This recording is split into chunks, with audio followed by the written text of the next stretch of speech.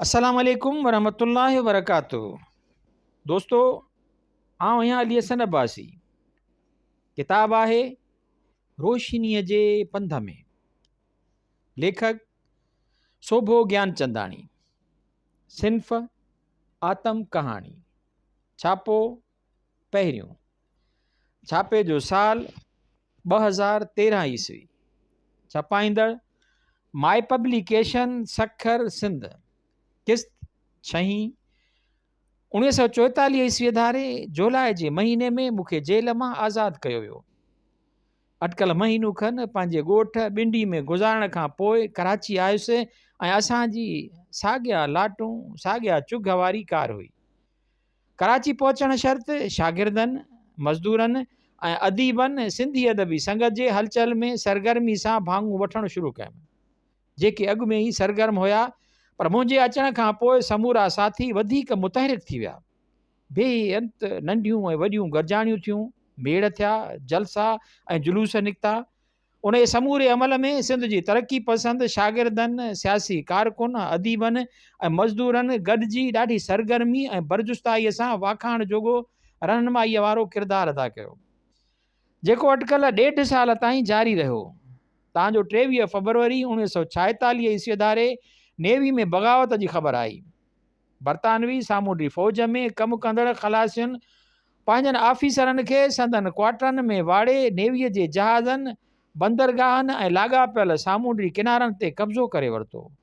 इनक़लाब जे राह में मज़दूरनि, शागिर्दनि ऐं ॿियनि तरक़ी पसंदि क़ुवतनि खे पहिरियों भेरो जोगी भरझलाई हासिलु थी हुई।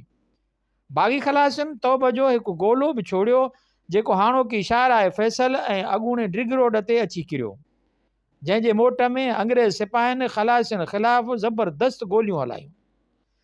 अंग्रेज़ सिपाहियुनि जे फायरिंग खां पोइ बरतानिया जी शाही बहरिया ख़िलाफ़ु कराचीअ खां वेंदे बम्बई ताईं ज़बरदस्त हड़ताल थी, जंहिं समूरे निज़ाम खे पिंगलो करे छॾियो ऐं सरकार लाइ हिकु ज़बरदस्त मसइलो बणिजी पियो। हिंदुस्तान जे सामूंडी इलाइक़नि में जिते जिते बहरिया जो सिरिश्तो हो, उते ज़बरदस्त हड़तालूं ऐं एहतजाज थिया। उन इनक़लाब बग़ावत बाबति वधीक उन करे नथो लिखां छाकाणि त हिन खां अॻु पंहिंजे हिकु मज़मून में उन जो ज़िक्र करे चुको आहियां, ऐं ॿियो त अली अहमद बिरोही, जेको उन ई स्ट्राइक लाइ इनक़लाबियुनि तरफ़ां बम्बईअ में क़ाइमु कल स्ट्राइक कमेटीअ जो अहम मेंबर हो, उन ई पिणु उन वाक़िए बाबति पेराए ते विचूरनि सां लिखियो आहे। बिरोही साहब खे बग़ावत जे ॾोह में सज़ा ॾेई मुड़ में इलाहासनगर वेझो ज़िले थाणो प्रिज़न असल में औरतुनि जे जेल में 6 महीननि लाइ क़ैद कयो वियो ऐं पोइ सुतत खेसि पहाड़ ते क़ाइमु थियल मलंद कैंप जे जेल में 6 महीननि लाइ बंदि रखियो वियो, छाकाणि त उन्हनि ॾींहंनि में ज़िले थाणो प्रिज़न में ज़बरदस्त स्ट्राइक थी। सरकार सम्झो त उहा स्ट्राइक इनक़लाबियुनि कराई आहे। 15 ॾींहं मलंद जेल में रहण खां पोइ बिरोही साहब खे अरड़वा प्रिज़न में रखियो वियो, जेको जनब टीप वारनि कैदियुनि लाइ हो। पोइ इंक्वायरी थी, जेका 3 महीननि ताईं हली ऐं पोइ खेसि कोयटा जे मच जेल में वाड़ियो वियो, जिते हू पौणनि 2 महीननि ताईं वाड़ियल रहियो। नेवी में बग़ावत वारे ॾोह में मूं समेत ॿियनि घणनि सियासी कारकुननि खे बि क़ैद ऐं बंद जा सूर सहणा पिया, जिन खे असां कॾहिं बि का अहमियत न ॾिनी। ही 1.5 साल जेल काटे असां सरकार ख़िलाफ़ु पंहिंजे दोस्तनि जे आजिपाई ऐं आज़ादीअ लाइ क़ानूनी काराजोईअ में रुधल रहियासीं। तव्हांजो तरक़ी पसंदनि ऐं इनक़लाबी क़ुवतुनि जे ज़बरदस्त दबाव जे करे सिंध जे वज़ीर आज़म सर ग़ुलाम हुसैन हिदायतुल्लाह अहिड़ा केस वापसि वरिता। नेवी जी बग़ावत न रुगो नंढे खंड जी सियासी वायुमंडल पर इंग्लैंड खे बि मुतासिर कयो ऐं इंग्लिस्तान में कैलीमेंट एटली जे लेबर पार्टी चूंडिजी आई। लेबर पार्टी जी वज़ारत इक़्तिदार संभालण खां पोइ नंढे खंड जे गिंजरियल सियासी मामरनि जी उकलाव लाइ 3 ॼणनि जो वफ़द हिंदुस्तान माणियो। उन ई वफ़द में लेबर पार्टीअ जा अहम मेंबर जहिड़ोक sir Stafford Cripps, Patrick Lawrence ऐं लॉर्ड एलेक्जेंडर शामिल हुआ। वफ़द हिंदुस्तान में अचण खां पोइ कांग्रेस, मुस्लिम लीग ऐं ॿियनि मुख़्तलिफ़ पार्टियुनि सां गॾिजाणियूं करे हिंदुस्तान जे विरहाङे लाइ हिकु फार्मूलो पेश कयो। बाद में गवर्नर जनरल वेविल ऐं लॉर्ड माउंटबेटन उन ई फार्मूला तहत विरहाङूं करे हिंदुस्तान ऐं पाकिस्तान खे मसइलनि जे आड़ाह में उछलायो, जंहिंजा नतीजा नंढे खंड जा 2 मुल्क अञा ताईं पिया भोॻीनि। जंहिं फार्मूला तहत गॾियल हिंदुस्तान जी विरछ कई वई, उन जे नतीजे में पहिरियां ई त वॾी सतह ते हिंदू, मुस्लिम ऐं सिख, मुस्लिम फ़सादनि, क़त्ल ऐं गारतगिरीअ जी शुरूआति थी ऐं इंसानियत जो अमुल रत रेला करे वही हलियो। उनखां पोइ ॿिन्ही मुल्कनि जे विच में आबादियुनि जी मटा सटा जो सिलसिलो जारी थियो ऐं किरोड़े माण्हू हितां खां होॾां ऐं होॾां खां हिते आया ऐं उन ई लॾ पलाण जे करे बि जेकी माण्हुनि सूर ऐं तकलीफ़ूं ॾिठियूं उहे बयान खां ॿाहिरि आहिनि। नंढे खण जे माण्हुनि गॾियल हिंदू मुस्लिम सियासत ऐं गॾियल हिंदुस्तान लाइ जेकी पंहिंजे पलकनि ते सपना सजाया हुआ या पंहिंजे ज़हन में जेके आदर्श जोड़िया हुआ उहे रख थी विया। माणपे, शराफ़त, सप ऐं रवादारीअ जी जाइ ते ॿिन्ही पासनि ते नफ़रत, कटरपणी, मुसाहिब ऐं दीवानगी अची जाइ वालारी। लाडवेविल जी गॾियल हिंदुस्तान जी विरछ वारे फार्मूले ते अमल थियण खां अॻु में ई 30 डिसंबर 1947 ईस्वीअ ते महात्मा गांधी खे क़त्ल कयो वियो।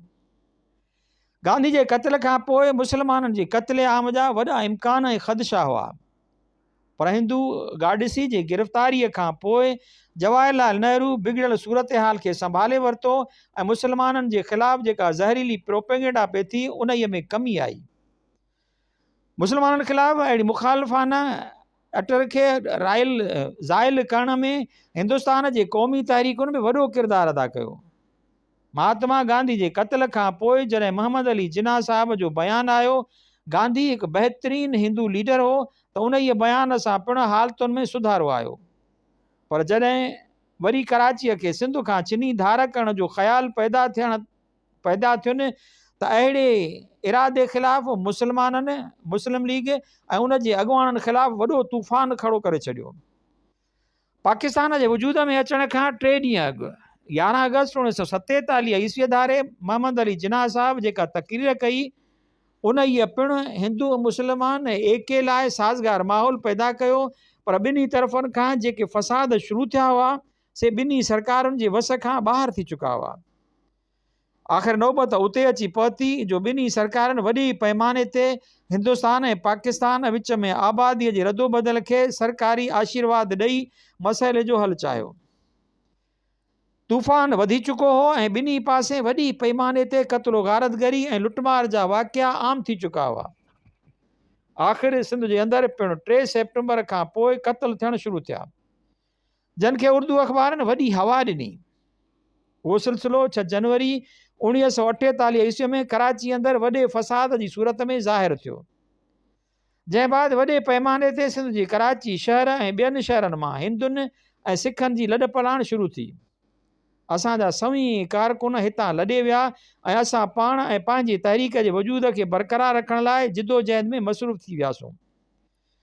उन विच में हिकु ज़ाती अलमिए जो ज़िक्र ज़रूरु सम्झां थो, जेको 14 अगस्त 1947 ईस्वी ते ज़हूर पज़ीर थियो, जॾहिं मुंहिंजो ॾाॾो प्रोस्टेट जे गुदूद जे ऑपरेशन में इंतकाल करे वियो। मां उन वक़्तु पंहिंजे ऑफिस में वेठो हुयुसि त भाऊ केवलराम उहा ख़बर अची ॿुधाई।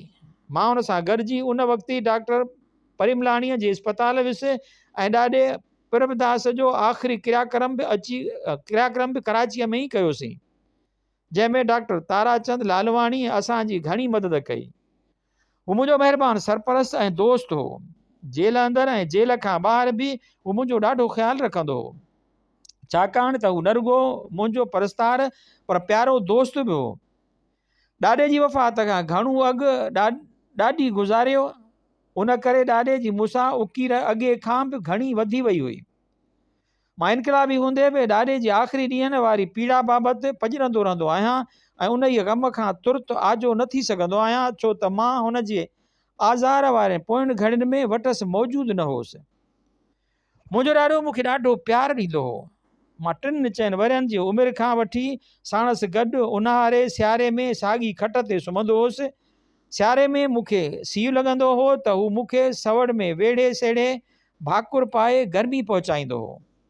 ऊन्हारे में आराइनि ऐं गर्मीअ जी शिदत सबबि खेसि बुत तां आरायूं निकिरंदियूं हुयूं त मां संदसि आरायूं मारींदो हुउसि या खेसि ज़ोर ॾींदो हुउसि ऐं खांसि उन एवज़ ख़र्ची समेत सुठी कतल ऐं ॿियूं शयूं जहिड़ो खंडु भुॻड़ा नकुल रेवड़ियूं मिलंदा हुआ। मुंहिंजे पीउ टवरमल जी कावड़ खां बि मूंखे ॾाढो ई बचाईंदो हो, छो त मां ॾाढो ॾिंगो छोकिरो हुउसि। कॾहिं कॾहिं भाऊ केवलराम सां विढ़ंदो बि हुउसि त वरी उनखे चेड़ाइण लाइ हरकतूं बि कंदो हुउसि। हर भेरे डोंगरी खखिरियुनि खे पियो खड़ा हणंदो हुउसि। भाऊ केवलराम त भॼी वेंदो हो, पर ज़ाहिर आहे खखर जो छिड़णो ख़तरे खां ख़ाली न हूंदो। हिकु भेरे बि ईअं ई कयमि त बाबे ॾिसी वरितो, ॾाढी कावड़ आयसि ऐं मुंहिंजे पोयां लॻो डुकाईंदे ॻोठ जे ॿाहिरां अची पकड़ियाई। मूंखे यादि आहे त ॾाढो बि साणसि पोयां भॼंदो आयो ऐं परियां ई हकल कयाईंसि त सोभे खे हथु न लाइजां। बाबे हिकिड़ी हल्की चमाट सो मूंखे हणी कढी, जंहिंसां मुंहिंजो मटु निकिरी वियो हो। बाबे खे बि ॾाॾे वांगुरु ई मूंसां घणो प्यारु हो ऐं मूंखे ख़ुशी आहे त हुनजी आख़िरी घड़ीअ में लाड़काणे अंदरि मां हुनजी ख़िदमत लाइ हाज़िर हुउसि। बाबे जो अमर जी वफ़ात 1968 ईस्वीअ जे 2 सालनि खां पोइ 1970 ईस्वीअ में देहांत थियो। जुलाई 1946 ईस्वीअ खां शुरू थींदड़ हिंदू मुस्लिम फ़सादनि असांजे कम खे ॾाढो मुतासिर कयो। हिकु तरफ़ माण्हू असां ॾांहुं रोशनी या रहनुमाईअ लाइ ॾिसी रहिया हुआ, त ॿिए तरफ़ उहो महसूसु कयो पियो वियो त असांजे कामरेडनि जी अक्सरियत ग़ैर मुस्लिम यानी हिंदू हुई ऐं ख़ुदि मज़दूर यूनियननि में जिते हिंदू ऐं मुस्लमान मज़दूर अधो अधु हुआ, पर हिंदुनि सां गॾु सिख, यहूदी ऐं किरिस्तान मज़दूर बि गॾु कमु कंदड़ हुआ। असांजे पैगाम जो असरु उन्हनि समूरनि क़ौमुनि ऐं क़बीलनि जे मज़दूरनि ते हुयो। वरी ॿोलीअ जे लिहाज़ खां केतिरा ई हिंदू मुस्लमान यूपी जे पूर्वी इलाइक़नि जा हुआ। मद्रासी, मराठा, गुजराती, मलबारी ऐं थोरा बंगाली बि असांजे तहरीक में शामिल हुआ। उन सां गॾु ॿिया बि केतिरा ई सिंधी, पंजाबी, बलोची, पश्तो, बराहवी ऐं मकरानी बि हुआ। उन्हनि सभिनी धार धार माण्हुनि जे विच में पोईंदड़ धाॻो असां कम्यूनिस्ट ऐं सोशलिस्ट नज़रियात वारा वर्कर हुआसीं। असां सभु हिक ॿिए लाइ रोज़मर्रा जी जिदोजहद में साथी ऐं सरवाण हुआसीं। असांखे जेको सॾ में सॾु मिलियो पिए उन जो बुनियादु सोशलिस्ट नज़रिए वारे बैनुल अक़वामियत हुई, जंहिंखे वरी ॿी महाभारी लड़ाईअ दौरान रूस, अमेरिका ऐं इंग्लैंड जी गॾियल जिदोजहद सबबि वॾी हथी मिली। असां जहिड़ो हिकु अज़ीम इंसानी बिरादरीअ जी गॾियल जिदोजहद सबबि बिरादरीअ जो ख़्वाबु साभिया में बदिलजी रहियो हो। उन हवाले सां त असांजी रोज़मर्रा जे कमनि कार्युनि में वॾी हद ताईं इश्क ऐं जुनून शामिल हो। उन दौर में असां पंहिंजो पाण खे हिकु अंतर्राष्ट्रीय या बैनुल अक़वामी लहर जे मथां सवार पिए सम्झो। उन वक़्तु असां लाइ का बि ॻाल्हि नामुमकिन न हुई। असांजा शाइर, अदबी, दानिश्वर ऐं ॿिया सभु सपने खे साबिया करण लाइ सरगर्म हुआ त बसि ईंदड़ मोड़ वटि या थोरो अॻु भरो इनक़िलाब असांजी आजियां लाइ मुंतज़िर आहे।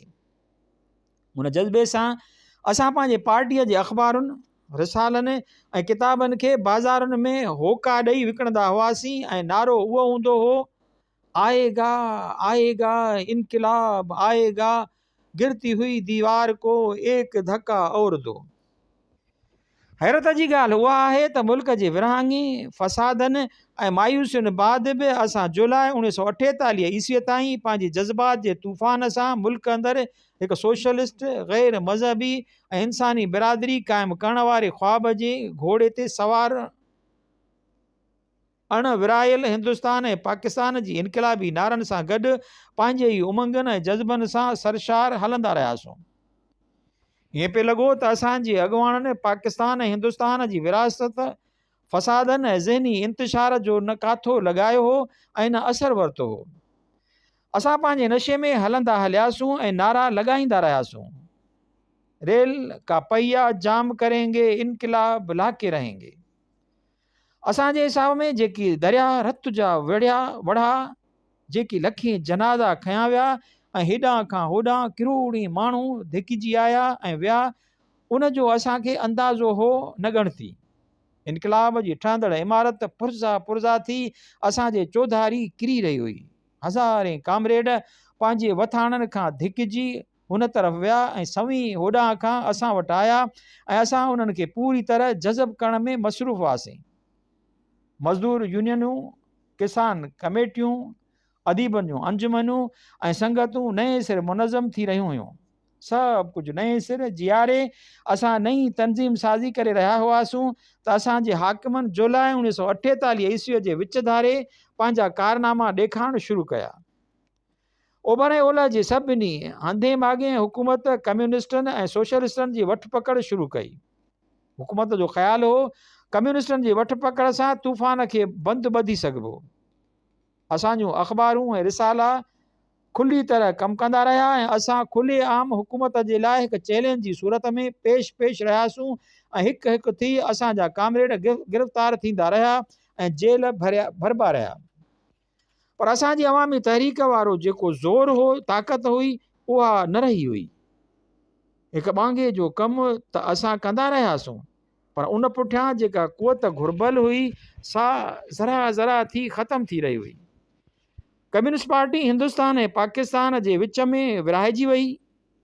हिंदुस्तान में पूरनचंद जोशी जंहिंमें 1930 ईस्वीअ ऐं 1940 ईस्वी वारनि ॾहाकनि में कम्यूनिस्ट पार्टीअ जी क़यादत कई हुई, उन जी जाइ ते हिकु इंतिहा पसंद ऋणदरी पार्टी जो सेक्रेटरी जनरल थी चुको हो। हिते पाकिस्तान में पार्टीअ खे लावारिस सम्झी फज़ल इलाही कुर्बान कनि पंजाबी वर्करनि जी मदद सां पाण खे पार्टीअ जो सरबराह हुअण जो ऐलान कयो। शायदि उनखे शह ओभर पंजाब जी तेजा सिंह सोतनतर वारनि जी हुई जेके ओभर पंजाब में हिकु लेनिनिस्ट लाइन ते हलण जी कोशिश करे रहिया हुआ। पार्टी अंदरि सभ खां पुराणो असांजो साथी दादा मंसूर ऐं उन खां वधीक पुराणो दादा अमीर हैदर पाकिस्तान में मौजूदु हुआ, पर उन्हनि जे पोयां पार्टी यकमुश्त न हुई। डॉक्टर के अशरफ खे बम्बईअ मां सेंट्रल कमेटी पारां पाकिस्तान ॾांहुं रवानो कयो वियो हो, पर हिन जी दिलि पाकिस्तान में हुई ई कान। उन करे सजा ज़हीर खे मोकिलियो वियो जंहिं पार्टीअ जी टिड़ पकड़ियल पुराणनि कामरेडनि खे गॾु करे पार्टीअ खे नए सिर मुनज़म कयो। हिते तव्हांखे हिकु हैरत में विझंदड़ ॻाल्हि ॿुधायां त पहिरियां ई सजा ज़हीर हाशिम रज़ा जे घर में ऐं बाद में नवाबज़ादा इम्तियाज़ अली ख़ान लियाकत अली ख़ान जो वॾो भाउ जे घर में रहियल हो। 1948 ईस्वीअ जे जुलाई जी 14-15 तारीख़ ते मूंखे कराचीअ मां आर्टलरी मैदान वारे घर मां गिरफ़्तार करे पार्टी ऑफिस में वठी आया, जितां कामरेड जमालुद्दीन बुखारी ऐं ॿिया हिकु ॿ ॼणा साण करे कराची सेंट्रल जेल ते पहुचायाऊं। शायदि उहो ॾींहुं छंछर जो हो। जेलर सेठना जंहिंखे मां अॻे ई सुञाणंदो हुउसि तंहिं तड़ तकड़ में असांखे सी क्लास जे अच्छे चकर में मोकिले ॾिनो, जिते असांजो चकर अमलदार सां जहिड़ो थी पियो। चकर जे अमलदार मूंखे कामरेडनि जो अॻुवाण सम्झी चकी वार्ड में बंदि करायो। जीअं ई चकी वार्ड जो दरवाज़ो बंदि थियो त डिंगा कैदी जेके उन वार्ड अंदरि वाड़ियल हुआ से वारे वारे सां आया ऐं मूंखे चयऊं दिलि न आहे जा का बि शइ घुरिजई त असां हाज़िर आहियूं। हिन वार्ड में रुगो मुड़ुस माण्हू ईंदा आहिनि। याजन खे मारे मारे भंगी बणायो वेंदो आहे, भंगी बणायो वेंदो आहे। असांखे उन वार्ड मां शाम जो ई फेराए कारे चकर में वठी आया, छो त कामरेड शरफ अली जेको अॻे ई जेल में मौजूदु हो उन वार्ड जे शिया अमलदार खे धमकायो। ही 6 माण्हू जेके गिरफ़्तार थी आया आहिनि तन खे कारे चकर में मुंहिंजी खोली सां गॾु वारियुनि खोलियुनि में रहाए, न त सुभाणे ई पुराणा काटकूत जे ख़िलाफ़ु जेल सुप्रिटेंडेंट वटि शिकायत कंदा। हिन दफ़े जेल में मूंखे 4 साल रहायो वियो ऐं मुंहिंजी आज़ादी 3 मार्च 1952 ईस्वीअ धारे सुप्रीम कोर्ट जे आर्डर हेठि अमल में आई। 14 अगस्त 1947 ईस्वीअ खां वठी सिंध जे ॻोठनि मां हिंदुनि जी लॾ पलाण शुरू थी ऐं उहा 1956 ईस्वीअ ताईं हलंदी रही। मुंहिंजे पंहिंजे घर जा भाती 1947 ईस्वीअ जे आख़िर में सामान सड़ो ॿधी अची कराची मूं वारे घर में लथा। मां पंहिंजे ई घर में ॼण मुहाजर हुयुसि, छो त उन खां अॻु न मूंखे घर हो ऐं न वरी घर ठाहिण जी तमन्ना हुई। जेकॾहिं मूं वारो 1942 ईस्वी जे जेल जो साथी केसो झांगियाणी मूंखे कराचीअ में घर न वठी ॾिए हा त मूं में अॼे आसाइश लाइ एतिरी हुब न हुई।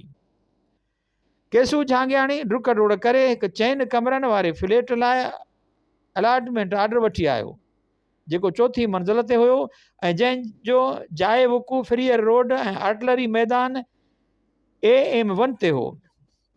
ही जायूं सरकारी अमले तरफ़ां ख़ाली थियण ते अलाटमेंट आर्डर ज़रिए मुहाजिरनि खे ॾिनियूं पे वयूं।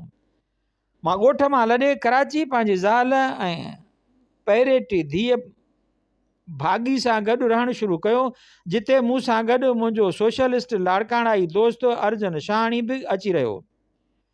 केसो झांगियाणी जे बिले साॻिए फ्लैट जा 3 कमरा हुआ, जिन में संदसि फ़ौज मां हिंदुस्तान लाइ अपॉइंट कयल हिकु सरकारी मुलाज़िम भाउ ऐं उनजो कुटुंब अची रहियो। जनवरी 1948 ईस्वी जे फ़सादनि ताईं केसो ऐं असां गॾु ई रहियासीं।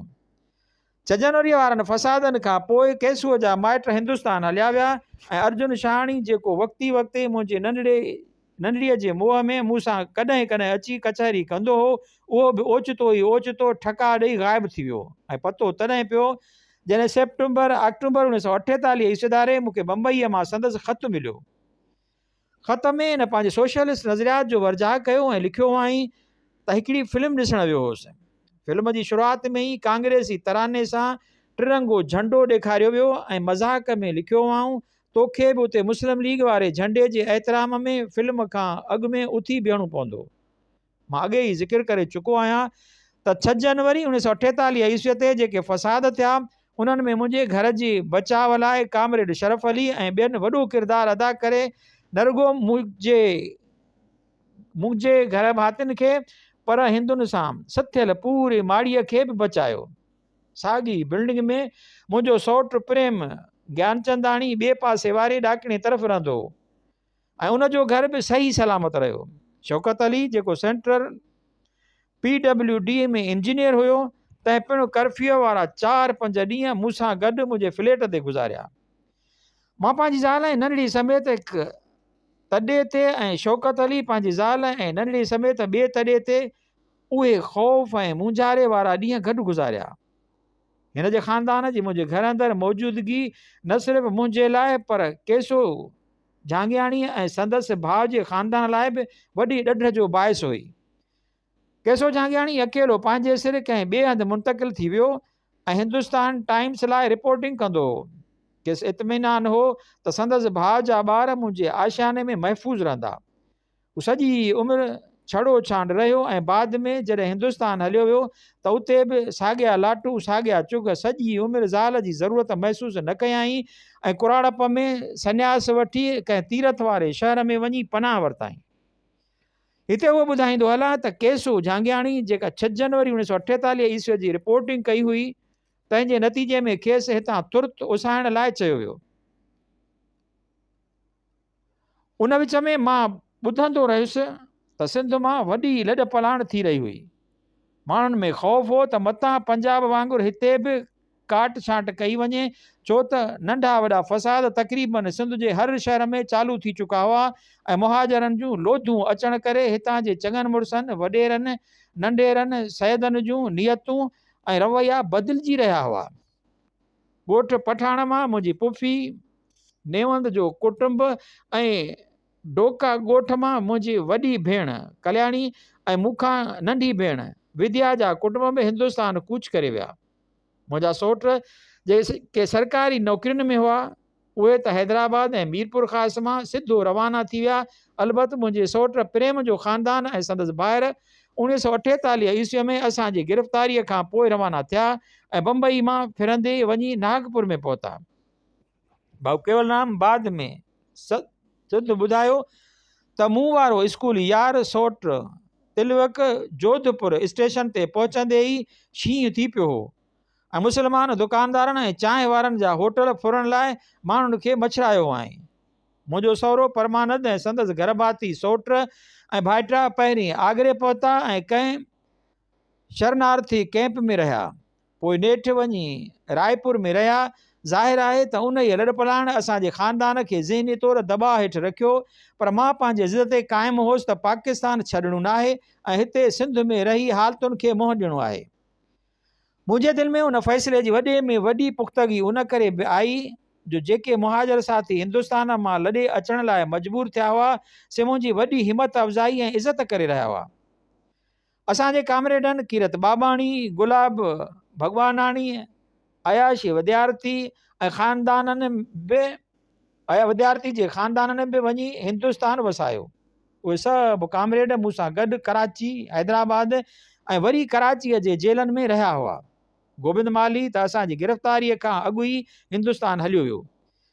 कीरत बाबाणी, गुलाब भगवानाणी, ऐशी विद्यार्थी ऐं AK हांगल जेल में 1 साल रहण खां पोइ आज़ाद थी हिंदुस्तान हलिया विया। बाक़ी कामरेड जमालुद्दीन बुखारी 1951 ईस्वीअ ताईं ऐं पोइ हू 1950 ईस्वीअ ताईं मूंसां गॾु जेल में रहियो। पोइ हू मरण घड़ीअ ताईं सिंध में ई रहियो ऐं पोइ अदब ऐं सियासत जी नई पीढ़ीअ जी फ़िक्री अॻुवाणी कंदो रहियो। मरहूम मरगूब बुखारी, ख्वाजा सलीम, ताज बलोच ऐं ॿिया केतिरा ई उन जा वेझा दोस्त हुआ। जेल वारो अरसो मुंहिंजे लाइ वॾो मसरूफ़ियत ऐं दिलजमईअ वारो हो। मां कॾहिं बि जेल में अकेलो न रहियुसि। के साथी पकड़िजी ईंदा ऐं के छुटी वेंदा रहिया। कामरेड शरफ अली जो साथ त 1952 ताईं हुयो ऐं बावजूदि मुंहिंजे आज़ादीअ जे यारनि जो मेलो जेल में मतल ई छॾियमि। जेल मां निकिरण महिल हिकु पुलिस इंस्पेक्टर अॻियां पोयां फिरी रहियो हो ऐं जंहिं खटारा कार में मुंहिंजो वकील इरशाद इलाही वठणु आयो हो, उन ते बि चढ़ण जी कोशिशि कयई त मुंहिंजे कामरेड वकील छिड़ब ॾेई चयसि, पंहिंजी सुवारीअ ते अचु। असां क़ाइदे आज़म जी मज़ार साम्हूं जस्टिस अब्दुर्रहमान जे बंगले वटि लथासूं, छो त मुंहिंजो मुख्य वकील फज़लुर रहमान हुयो, जेको उते पीउ सां गॾु रहंदो हो। मां लही अंदरि वियुसि पे त साॻियो ई CID इंस्पेक्टर वेझो अची पहुतो ऐं कन में चयई, असांजो जहिड़ो तोसां नाहे, पर SP special branch Akbar Mirza तोसां मिलणु थो चाहे। सुभाणे संदसि ऑफिस में 11 वॻे पहुची वञजांइ। मूंखे कावड़ में वराणियो। मां अकबर मिर्ज़ा जे पीउ जो नौकर कोन आहियां। 4 सालनि खां पोइ छुटो आहियां। खेसि वञी चओ सुभाणे नथो अची सघां। पुछियाईं, रहंदव किथे? ॿुधायोमांसि, मुंहिंजी रिहाइश आर्टलरी मैदान AM1 ऐं फेरियर रोड जे क्रासिंग वटि पंहिंजे पुराणे फ्लैट में आहे। हू हलियो वियो। अंदरि वियुसि त फज़लुर रहमान पुरतपाक नमूने में भाकुर पाए मिलियो। पंहिंजे साम्हूं कुर्सीअ ते विहारींदे हथु डिघो कयई। मूं चयो फीस तव्हांखे पहुची वई हूंदी। चयई, हिन वक़्तु थोरो ई थो घुराए। जॾहिं तव्हांजी हुकूमत अचे तॾहिं ॾिजांइ, ऐं तॾहिं बि पैसो पाई या उहिदो न, फ़क़ति फांसी ॾींदड़ जलाद जो उहिदो ॾिजो त कुझु पलांद तव्हांजा करे सघां। बाद में मालूम थियो त फज़लुर रहमान इंतिहाई सचो ऐं वफ़ादार साथी हो ऐं संदसि पीउ जस्टिस अब्दुर्रहमान सर वज़ीर हसन सां गॾु अलाहाबाद हाई कोर्ट जो जज रहियो हो। फज़लुर रहमान ऐं कामरेड सजाद ज़हीर जी दोस्ती ॿालपण खां हुई। ॿई बैरिस्ट्री विलायत मां पढ़ी आया हुआ। फज़लुर रहमान जी ज़ाल अंग्रेज़ हुई, जेका शायदि लंडन में रहंदी हुई या परदे में रहण सबबि मूं खेसि ॾिसी न सघियो हुउसि। हिते यादि ॾियारींदो हलां त 1952 ईस्वीअ में जेल मां ॿाहिरि निकिरण वक़्तु मुंहिंजी उमिरि 32 सालनि खां बि 2-3 महीना घटि हुई। फज़लुर रहमान जी वालिदा जी ख़ासी यादगिरी अथमि, जेका मुंहिंजे ऐं हसन नासिर जी शफ़ीक मीज़बान हूंदी हुई। हिन कॾहिं बि असांजी नेरनि ऐं मंझंदि जी मानीअ खां सवाइ न छॾियो। हसन नासिर ओॾीमहिल फज़लुर रहमान वटि पहुतो त चयई, तुंहिंजी ॿीहर गिरफ़्तारीअ जो कवी इम्कान ॾींहं बि नंदर आहे। हुन करे जल्द हिकिड़ो बयानु जारी कर त तूं बीमार आहीं ऐं बीमारीअ जे इलाज लाइ कराचीअ में रहंदे ऐं आराम कंदे। मूं अहिड़ो बयानु जारी कयो जंहिंमें मूं चयो, मां 4 साल जेल में गुज़ारे घणो कमज़ोर थी वियो आहियां। उन करे डॉक्टरनि सां सलाह मशवरे करण लाइ मां घटि में घटि 15 ॾींहं कराचीअ में रहंदुसि। फज़लुर रहमान वटां तक़रीबन 8 वॻे राति जो निकितुसि पे त कामरेड पोहू अची वारिद थियो। पोइ मूंखे रक्षा में विहारे सिधो जिना अस्पताल जी हिकु हॉस्टल जेका स्टेशन रोड ते हुई में वठी हलियो, जिते मुंहिंजूं मुलाक़ातूं अटकल 1/2 डज़न मेडिकल जे शागिर्दनि सां थियूं, जेके हिन वक़्तु या त रिटायर्ड थी चुका हूंदा या चोटीअ जे उहिदनि ते पहुतल हूंदा। राति जो 11 वॻे GM सैद जे बंगले ते पहुतासूं। GM सैद निंड्राखियुनि अखियुनि सां आयो ऐं ईंदे ई भाकुर पाए चयई, तोखे छॾाइण लाइ ॾाढियूं कोशिशूं कयमि, पर सरकारी पुटनि न मञियो। शाह साहिब सां मुलाक़ात खां पोइ वरी कराची सिविल हॉस्पिटल जे कैंपस वारे हॉस्टल में आयुसि, जिते मुंहिंजी मुलाक़ात उते रहंदड़ साथी डॉक्टरनि सां थी। घर तक़रीबन 12 वॻे पहुतुसि त अज़ीज़ अहमद ख़ान ऐं ॿियनि यारनि सां कचहरी करण बाद घर निंड अची वई। ॿिए ॾींहुं असुर जो काज़ी मुजतबा आयो, जेको उन वक़्तु पार्लियामेंट्री सेक्रेटरी हो। काज़ी सां पोइ कंहिं होटल तां चांहि पाणी करे डॉक्टर ख़ुर्शीद सईद मंज़िल वारो जी इस्पताल पहुतासूं। डॉक्टर ख़ुर्शीद सईद इब्तिदाई चकासण खां पोइ सर्टिफिकेट ॾिनूं। तफ़सीली चकासण ऐं इलाज लाइ मुंहिंजो कराचीअ में 15 ॾींहंनि लाइ हुअणु इंतिहाई ज़रूरी हो। पेशाब पाखाने ऐं रत जी चकास लाइ डॉक्टर सईद डॉक्टर यूसुफ पैथोलॉजिस्ट लाइ पर्ची ॾिनी। मंझंदि जो तक़रीबन 11 वॻे काज़ी मुजतबा ऐं मां पंहिंजे जेल जे साथियुनि लाइ 2-2.5 रुपयनि जो खाधे पीते जो सामान साण करे जेल ॾे वियासीं। मूंखे ख़बर हुई त अधु सामान खुर्द बुर्द थी वेंदो, उन करे शरफ़ अली खे जेल अंदरां घुराए सामान उन जे हवाले कयुमि। ॿिए ॾींहुं यानी 5 मार्च 1952 ईस्वी ते काज़ी मुजतबा ऐं मां SP अकबर मिर्ज़ा वटि वियासूं। संदसि ऑफिस में घिड़ियासूं त चयाईं काज़ी मुजतबा खे सिफ़ारिश लाइ वठी आयो आहीं छा? काज़ी विच में ॿोको ॾिनो। अकबर मिर्ज़ा सोभो मुंहिंजो मुहतरम दोस्त ऐं लीडर आहे। मूं पंहिंजो फ़र्ज़ु सम्झो त मां हिन मुलाक़ात में मौजूदु हुजां जीअं तूं का बदतमीज़ी न करे सघीं। अकबर मिर्ज़ा काज़ी मुजतबा खे कुर्सीअ ते वेहण जो इशारो कयो। कुर्सी हिकिड़ी हुई। काज़ी मुजतबा छिके मूंखे कुर्सीअ ते विहारियो। अकबर मिर्ज़ा अर्दलीअ खे काज़ी मुजतबा लाइ ॿी कुर्सी आण जो चयो। अकबर मिर्ज़ा पोइ हिकदमि चयो, तुंहिंजो बयानु अख़बारनि में मूं पढ़ियो आहे त तोखे इलाज लाइ 15 ॾींहं घुरिजनि, पर असांजे दिलि में तुंहिंजे बारे में का ग़लति फ़हमी नाहे ऐं उहो ज़हन में रखजांइ त सुप्रीम कोर्ट तोखे शक जो फ़ाइदो ॾिनो आहे, पर असांखे तुंहिंजे बारे में यकीन आहे त तूं असांजो दुश्मन आहीं।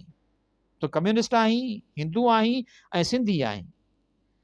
उहे 15 ॾींहं तूं हिते रहीं थो त उन दौरान कंहिं मज़दूर तंज़ीम या ट्रेड यूनियन लीडर सां मिलण जी कोशिशि न कजांइ। असां तुंहिंजे पुठियां हूंदासीं ऐं तोखे उहो बि चिताब थो ॾियां त अमन अमान जो को मसइलो खड़ो न कजांइ, न त तोखे वरी जेल रवानो कंदासीं। तकिड़ो तकिड़ो ॻाल्हाईंदे वरी चयाईं, पाकिस्तान सिक्योरिटी एक्ट जेको सुप्रीम कोर्ट कालदम कयो उहो वरी क़ौमी असेंबली पास करे छॾियो आहे। सो असां का बि तो पारां हथां कानून सां हथ चुरांद बर्दाश्त न कंदासीं। उन बाद मां कंहिं बि मज़दूर या ट्रेड यूनियन लीडर सां मिलण जी न कई ऐं मज़दूर बि एतिरा ई हिसायल हुआ जो उन्हनि मां कंहिं बि राब्तो करण जी कोशिशि न कई। जेल मां ॿाहिरि अचण खां अटकल 15 ॾींहं पोइ मां ॻोठु बिंडी आयुसि।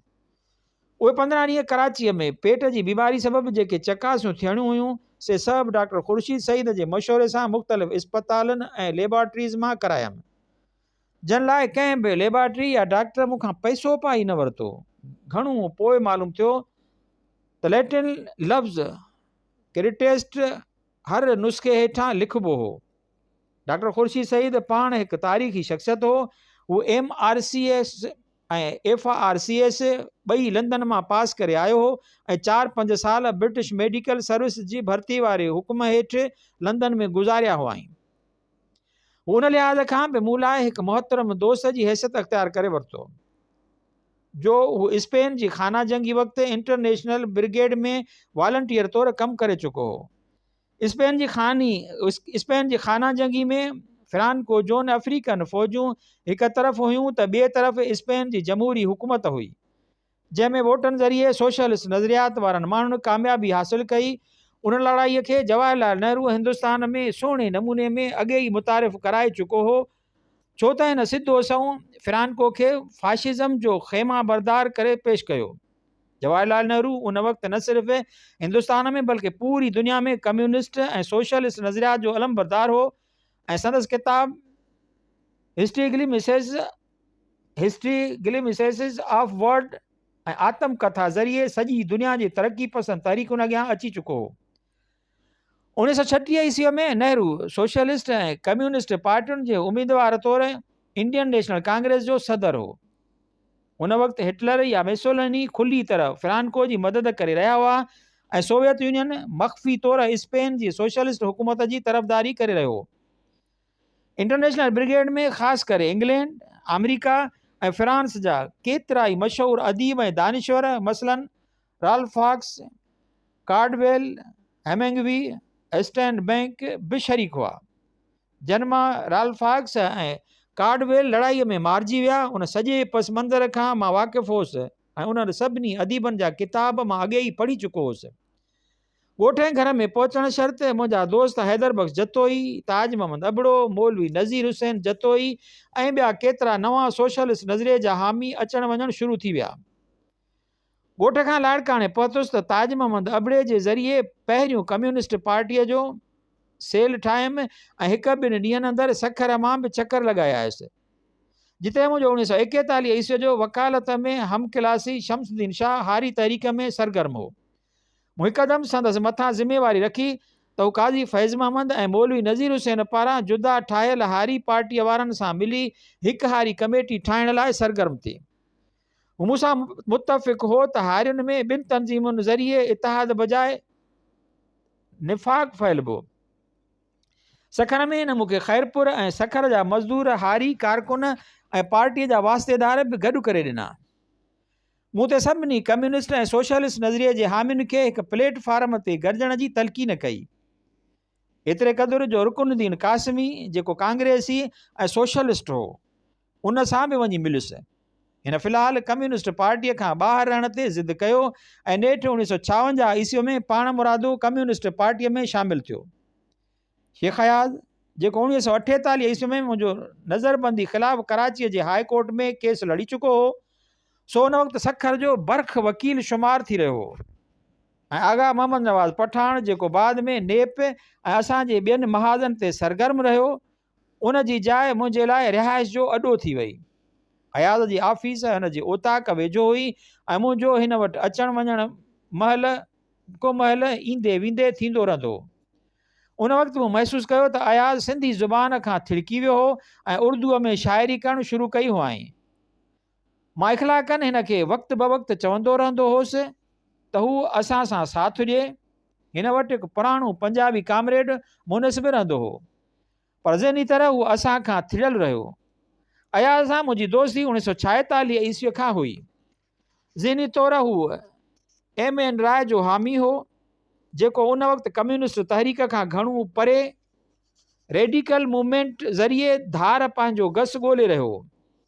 1945 ईस्वी खां पोइ M.N. राय पंहिंजी चोटीअ जी इनक़िलाबी ऐं बैनुल अक़वामी हैसियत विञाए चुको हो ऐं ह्यूमनिस्ट नाले हिकु रिसालो कढी रहियो हो। सखर खां मां शमसुद्दीन शाह जी गाॾीअ में शिकारपुर वञी नूरुद्दीन सरकी सां मिलण वियुसि। सरकी उन वक़्तु पंहिंजे लेखे शिकारपुर अंदरि शाइरनि ऐं अदीबनि जो हिकु हल्को क़ाइमु कयो हो ऐं सिंधी अदबी संगत खे सरगर्म करण जी कोशिश में मशगूल हो। हिकु मज़ेदार लतीफ़ो तॾहिं उहो थियो जो सरकी जंहिं वॾेरे जे उताक ते मूंखे रहायो सा शुजरा वकील जे पीउ जी हुई। मानी खाईंदे वॾेरे वॾी हुजत मां पुछो, तव्हां सोभो ज्ञानचंदाणी त नाहियो? चयमि हाओ। चयाईं कॾहिं था तव्हां कम्यूनिस्ट पावर में अचो? कम्यूनिज़म जी हाक सिंध में एतिरी त फैलियल पई ॾिठी जो ॼण त सभु उनखे आजियां करण लाइ तयारु हुआ। हिते उहो विरसारणो न खपे त मरहूम अल्लाह बख़्श सूमरो ऐं संदसि पुराणा कांग्रेसी तरफ़दारी ऐं मौलवी अब्दुल करीम चिश्ती जेको क़ौम परस्त आलिम हो ऐं आज़ाद अख़बार जो एडिटर रही चुको हो, उन्हनि जो शिकारपुरनि जे ज़हन ते ख़ासो असरु हो। शिकारपुर मां वापसि मोटंदे मूं मौज़ून सम्झो त नवाब शाह ऐं शहदादपुर मां बि चकर लॻाईंदो वञा, जिते पुराणी हारी कमेटी ऐं सोशलिस्ट नज़रिए वारा घणाई पुराणा यार गॾिया। अब्दुल ख़ालिक आज़ाद जेको तॾहिं जेल मां आज़ादु थी अची नवाब शाह पहुतो हो, जिते हारी कमेटीअ जो सरगर्म कारकुन थी कमु करणु लॻो हो।